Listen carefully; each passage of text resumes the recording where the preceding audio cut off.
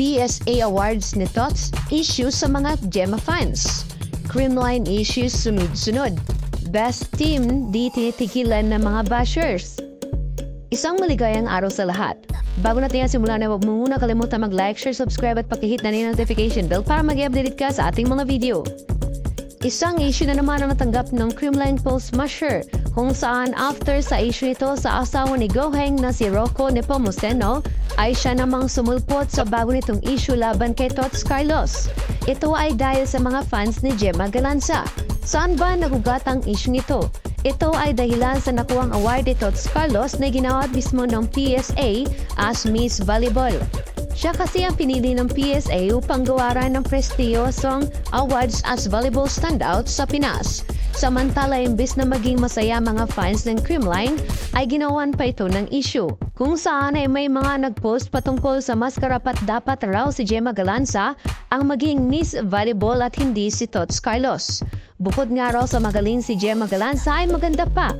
Dito ay umingay nga ang pangalan ni Galanza na kahit wala naman itong ginagawa. Naging mainit nga ang pangalan nito sa social media, hindi dahil sa may nagawa itong maganda, ngunit dahil na rin sa kanya mga fans na bitter sa awards na nakuha ni Tots Carlos.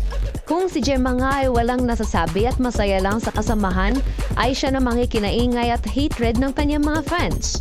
Sana ay maintindihan rin ng mga fans na hindi porket mas kilala si Gemma Galanza, ay nakadepende na rito ang parangal ay pwedeng ibigay sa mga players. Although magaling naman talaga si Gemma dahil she wasn't called Darna for nothing. Pero siguro kailangan lang natin gawin ay ang pagrespeto sa awards na nakuha ng kanyang mga kasamahan at mas maging masaya na lang para dito dahil hindi lamang kay Gemma umiikot ang mundo ng volleyball. Respect is the most important thing to have peace in our Philippine volleyball. Dahil nasa isang team lang naman din si Galanza at Carlos at kung maaari suportahan na lang natin ang mga players as a whole. Dahil maaari itong maging dahilan sa pagkawatak-watak ng Creamline kung patuloy na gagawin ito ng mga fans. Una sa lahat, kailangan din ng mga fans ng limitations dahil andyan lang sila to support the players but not to dictate them on what to do. Siguro mas maigi ay matantay lang dahil marami pang awards na pwedeng maibigay hindi lang kay Gemma o Carlos, pati na rin sa buong team sa PVL. Isa ka ba sa buong atikos kay Carlos dahil sa awards na nakuha nito? O isa ka sa naging masaya sa nakuha niyang awards as Miss Volleyball?